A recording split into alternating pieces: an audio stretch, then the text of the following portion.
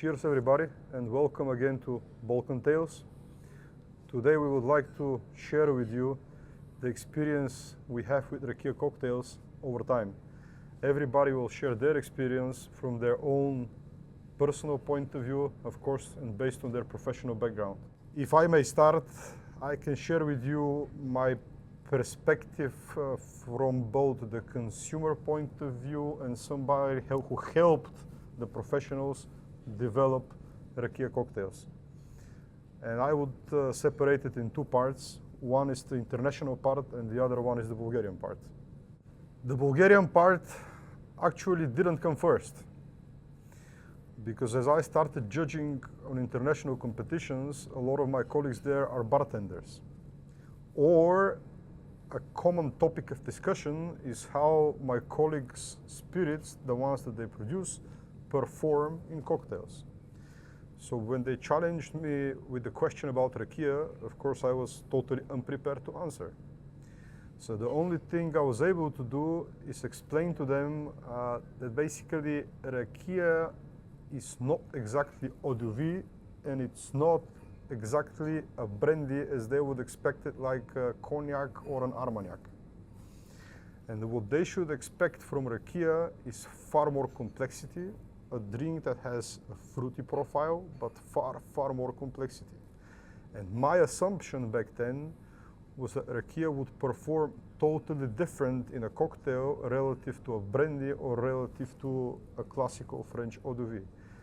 Fortunately for me, this turned out to be the case, because an eau de vie in a cocktail performs like a fruity note enhancer, so to say. And this is not the case with Rakia. Rakia performs more like a rum. At least this is what I can share from my personal consumer-based point of view and from what the professionals around the world shared with me.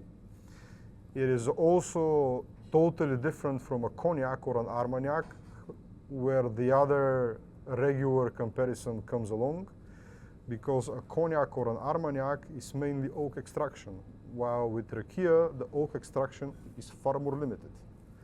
So again, my experience internationally, based on what my colleagues say and based on what I taste, is that Rakia opens up complexity in cocktails, and it performs rather like a rum.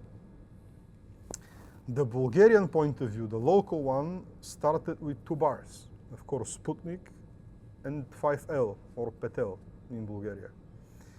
It's not a coincidence, of course. The reason is that the owners of both places are Rakia enthusiasts, and they want to work for Rakia. So we started gradually developing cocktails, tasting, mixing one ingredient with the other. It proved to be far more difficult than what we expected. Again, going back to complexity. Because Rakia really, we came to the conclusion that when you make a cocktail with Rakia, it is largely brand specific. In other words, you cannot use, let's say, a Williams Pear Rakia from one producer in one style with one profile in a cocktail, then substitute it with another brand and expect to have the cocktail. It will simply not work. From here on, I will hand over to the real professional, because I'm just a taster. Still, a lot of our colleagues are making Rakia cocktails with, let's say, they use, because it's much easier to use in sour style cocktails, and you use a lot of citrus. In that case, you actually cover in the Rakia. So people, the mass customer, let's say, the popular customers, they love sours because they're easy to drink. But with so much citrus, you cannot actually, most of the time, you cannot tell what kind of Rakia they're actually using. Because especially if it's a grape type, it covers up completely. So if it's a vodka or Rakia, you cannot actually say what is the difference in a cocktail. So the approach that we actually started, like Svetlo say, Rakia acts a little bit, acts in a cocktail a little bit like rum. It has the complexity, and you really need to find its partner, let's say. the different types of, depends on the fruits that they're using, the aging. You have to find the partner of this particular rakia. That's why it's difficult. If you change the brands, you change the product. So it's not, you cannot substitute like Svetlo say, but the thing that you can do is, let's say, you can do, sometimes I use, let's say, Michelin star approach, that you take the fruit that the rakia is made from, and then you see the parts of the fruits that are in. Let's say you have the pit. For example, we have one cocktail that it's built in this way, and we're using apricot rakia. And you have the apricot, you have the pit, where you have almond flavors, that kind of a little bit more heavy Amaro style. So that will be, I'm using Italian Amaro to actually express that part. Then you have the acidity of the apricot, which we use the lemon to replicate it. And then you have the aroma of the apricot. Actually, it's quite close with the elderflower aroma. So I'm using elderflower to actually replicate that. And this drink is still the most selling year-round product in our menu, because it's first is a common type, sour type drink. Then you have the complete taste of an apricot. When you try it, it's just like you're biting from an apricot. So it's quite easy to drink, fruity drink. So that's usually the top sellers. But this is the easy part. Then you can we wanted to move a little bit further, and depending on the fruit or the distillate, we're changing the different partners. That's, for example, if you use the aged plum rakia, then it's quite their notes are quite common with British style rums. That they're quite heavy, like molasses, and that works really well with the aged plum rakia. So this is the drink that Svetlo is drinking is a good example for that. You have the rum, you have the aged plum rakia, you have a coffee liquor, and you have the Italian Amaro. That comes to a complexity, and it's a Manhattan style drink, a little bit more hard to sell here in Bulgaria, but quite common drink around the world. And it's a really, really complex drink. We do a lot of, actually, rakia works really good in like tropical style drinks. For example, if you like pina coladas, you can actually make what we call split base. You can split base the rum with Williams pear rakia. And this will actually, because this type of rakias, they actually have this pineapple exotic notes inside in that rakia. So it works really, really good with the pineapple in the drink. So it's actually, it makes the drink much more complex, but you cannot feel the pear. You actually have the pineapple shining. So in a split basis, you can use the rakia to actually enhance the drink. And then the other ones that we're trying, when we have the aged grape rakias or wine rakias, basically, that they're actually in like so to say in the cognac drinks, they use a lot of complexity. So you can only, if you use only the rakia, then the drinks, it's not balanced. So you have to, I like to mix them with a rye whiskey that will actually, with the complexity of the rakia, and you have like a cocktail or like old-fashioned style of drinks that work well in this way. So basically, for every kind of rakia, you can find its partner and the ratios that you're using. Use it in a split base, or use it just like a base. You use a lot of Amaros, you find the right Amaro, and then you have a really, really interesting and different drink. And of course, you can make complex drinks on a really profitable scale. I mean, here Pepe will say how that works for him. So before Pepe would say something, just to finish the topic, maybe it would be interesting to the audience to mention which are, in terms of a kind of rakia, which are the most difficult and the easiest to work with. I would say that the most difficult by far is plum, because plum basically kills everything. You need to be really a true professional in order to find a good partner for it. Would you agree? Or? Yeah, it is difficult, but it's when you find the partner, it's actually but it works in a certain type of cocktails. Like they're more like old style, like old-fashioned Manhattan, that kind of the original recipe for cocktail that's in a Jerry Thomas cocktail book. Sugar, water, beer, bitters, and spirits of any kind. So that is actually the one that works the best so far. Also, in my opinion, very difficult is Muscat, the very strong Muscat kind of rakia. But when you make a cocktail like this one, when you succeed with the recipe, then the cocktail is amazing. Yeah, and Interesting. I would have said that the grapes rakia, the muscat, would be one of the easiest one. It's No? very strong in terms of aroma and taste. It dominates a lot. The same problem, well, at least this is my experience, the same problem that we have with the plum. It dominates heavily.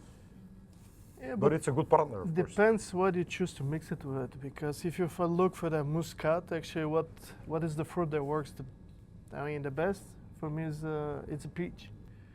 So if you use a peach, and then again, what is the peach inside? You have an almond flavor. So you add some almond, you add some peach, you add a muscat, and you have a balanced drink. That you just have to find the partners. Like I said, that's the most important part. And this is where we're actually gonna help out our colleagues around the world to actually show them what we have found, how it works, so they can take from there. And when they find something else, they can share back with us, and that's how it works around the world. Be much easier then. Which is the easiest one to work? Hmm? Which is the easiest one to work? I would say something like William Spare. Probably be the easiest. It's difficult. Actually, the one that I find the easiest to work with, but it's easier for work for certain type of drinks, like just the regular white grape rakia. It's easy to mix in a margarita style drinks. It doesn't need that much. It just mix it. Also, the daiquiris. Quite Yeah, well. it works well, but in a margarita style, it's actually quite good. The old Daisy style, let's say, of drinks. But it's a personal taste, pretty much. As a seller, manager, and owner of the hospitality business, restaurant and bars, with the cocktails, especially with the rakia cocktails, you can do very nice upsells, which is mean that you will be able to make very good profit from the cocktails. We start to try to pair our national dishes, national food, with rakia cocktails, which is very interesting for us, and I think it's gonna work very well and will change the game about the restaurant and the hospitality business. Generally, rakia is about food pairing. You will hardly find another spirit anywhere in the world which is firmly dedicated to food pairing. I mean, sure, tequila you can pair with certain kinds of local food. Baijiu you can compare with. You can pair with certain kinds of local Asian food and so on. But in my view, you will never be able to find a spirit which is so universally kind of intended to be paired with food. This is also a tradition on the Balkans. It's really a common thing to see people having a dinner with rakia only from the first to the last course. Maybe they changed the rakias because rakia is also about styles. There are lots of individual styles, and every kind, when I say kind, I mean the kind of fruit. Every kind of rakia and every style of rakia pairs with a different kind of food. And now, as we have here with Sputnik and Raketa, we have been having rakia events for 10 years now, which are quite successful, I have to say. Again, entertaining, but also quite educational. So we have been practicing food pairing, rakia with food, and now pairing cocktails with food. That's, again, another step going forward. Going back to the cocktails and the rakia, my first encounter with rakia cocktail, I would say, is the pisco sour, because pisco, as we know, is a type of rakia, let's say so. But then, many years ago, maybe at the beginning of the rise of Cosmos restaurant, I had an amazing rakia Mary, I cannot forget it. I was blown away with the taste.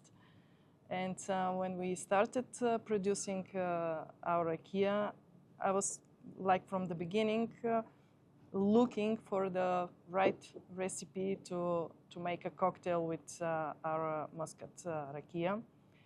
And luckily, we found a professional who was eager to work with our drink. And we started promoting it during the events that we have with our partners and the wine fairs, wine and spirit fairs that we go. It's very interesting, the reaction of the people. It's like 100% one and the same. At first, they're like, rakia, cocktail, impossible. This is no way. no way. It's not I going. don't drink rakia. Don't give me this cocktail. So I'm a very persuading person. So I really try to make them taste because I know what will happen after that, and it is what I expect always. So they're really blown away, and they come back for more always. Now we have this constant demand for the cocktail. Like, when are you going to produce it, like in final version, like in RTD? Because sometimes you don't want to go to a bar to enjoy this drink, but you want to stay at home. So we'll see if this is going to go to life. But yeah, the reaction of the people is amazing. Yeah, well, again, just to conclude, in my view, the case with rakia and cocktails is just like any other high-quality, complex spirit. The road to get there is very difficult, but when you get there, the result is amazing. A few months ago, when we were preparing cocktails for cocktail art for the Rakia Fest in Bulgaria, where we participated under the Balkan Tales brand, one of our rakias, we were really quite keen on preparing a good quality cocktail with it. And when we started here, of course, Mitko spent quite some time working on it before that. But even when I came here, trying to finalize it somehow, at some point he told me, brother, you know, I never spent in my life so much time preparing a cocktail with a single ingredient. But at the end of the day, the cocktail was great. And also with Darko Angeleski at the beginning, I remember that we were spending whole days, because we started pretty much like from zero. And we were always trying to have a chef with us, somebody who is good in working with food and understanding flavors and aromas. And we also had like a guy who has no idea, you know, just a regular taster, the person who would come to your bar. Appreciator or no appreciator, it doesn't matter. Just somebody who has no clue, so that we can understand the reaction of that kind of a person. Again, the road is long and difficult, but at the end of the day, the results are great. See, like with everything, and so far we're fighting with the expectation of the people. We had the same problem when we were last year on a cocktail art in Serbia, their bar show, and we actually had a bar that was branded Rakia cocktails, and like there was the big alcohol brands there making cocktails, and in the beginning there's no one on our stand because everybody was going to the big brands and trying drinks, but slowly and slowly they started coming to try what we have. And at the end of the day, our bar was full with people, and they were really happy with the drinks that you were making. And they said it was the first time that they try, and they really loved the drinks that we had. So that was our, let's say, we were like smiling at the end, let's say, in this way. And we were like, okay, it's working. We have to keep going in this way. So. In Rakia Fest here in Sofia, the people in the beginning was like, oh, we don't drink Rakia cocktails, but at the end of the night we had because it was in the winter, it was cold, so we had and we had a coffee cocktail, actually, the variation of the Irish coffee cocktail.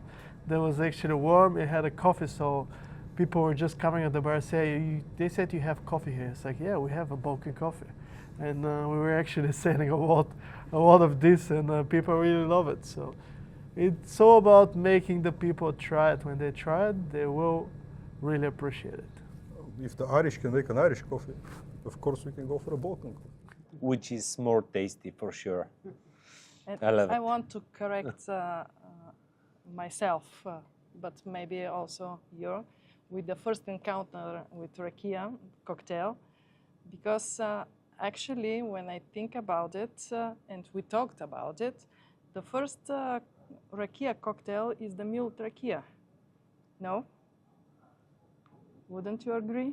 Yeah, It is kind of. yeah, It but is. actually we started even a competition, but nobody until now nobody submitted an application for the prize, because what we call grejana rakia or heated rakia or whatever you want to call it in English, if you follow the recipe coming from the prohibition time, if you follow the recipe of what a cocktail is, a heated rakia is exactly the same thing, exactly the same ingredients. It's just that it's hot. Actually, And it's definitely much older, but we are not able to find anywhere a written piece on paper that says, you know, at that point in history there was a cocktail which was based on rakia, or there was a drink based on rakia called heated That's rakia. because everybody used to make it at home. My If father had anybody his would own find- recipe, your father had his own recipe. If anybody would find a written proof, you're welcome. You will be rewarded generously. Actually, if you look from the cocktail history point of view, you have the sling category, which was sugar, water, and spirits of ericite. So this is what actually heated rakia is. You have a little bit of sugar or honey or whatever. Rakia, you have a little bit of water sometimes, or sometimes not. And there is a toddy category, which is much more water. We don't use that much water on the Balkans because people don't like to dilute their rakias usually. Well, in some areas they like to have it rather high proof. We from Balkan Tales believe that if we do our job well, in the next 5-10 years, rakia can be the next mezcal. Because 20 years ago, nobody knew about mezcal. It was just a cheap bottle with a cheap product and sometimes a scorpion inside of it. And now you see the mezcal is one of the most popular cocktail ingredients in the world. Rakia has the same complexity, but we have a lot of different varieties. So you can offer much more options for the bartenders. And I believe, and we believe actually here from Balkan Tales, that this can be the next thing for the bartenders. Even if you ask the artificial intelligence about rakia in cocktails, the answer that comes out is the new trend to the mixologists around the world. So this is something that actually, if the artificial intelligence know that, so this should be known from the most of the bartenders around the Balkans, so they can start using it and not be afraid with it. Sooner or later, the rakia cocktails will be very famous as the music. Right now, lots of Balkan fragments, musical fragments, are used in the music today. And I think it's going to be the same with the rakia cocktail. That's why all of us from Balkan Tales will make the rakia cocktails famous all over the world. Cheers to Cheers. that. Cheers.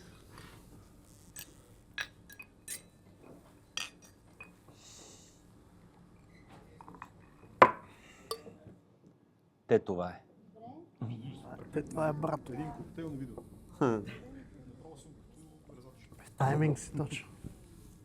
Или си освен stay tuned, как показва? Ти каза Stay stay tuned. Stay Stay tuned. tuned. See you soon. Stay tuned. See you soon. Идеално? Айде, супер.